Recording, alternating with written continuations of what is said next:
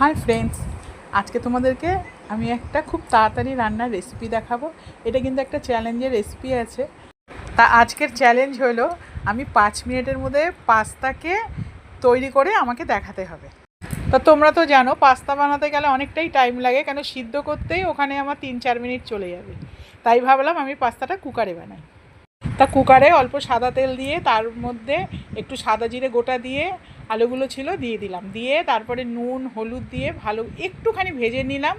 ভেজে নেওয়ার পর তারপরে পেঁয়াজ টমেটো যা যা কেটেছি সব ওইগুলো দিয়ে আবার একটু নাড়িয়ে নিলাম। তারপরে কাঁচা লঙ্কা চিনি ম্যাগি মশলা সব দিয়ে আর একটু ভালো করে নাড়িয়ে তারপরে কিন্তু আমি জল ঢেলে দিলাম।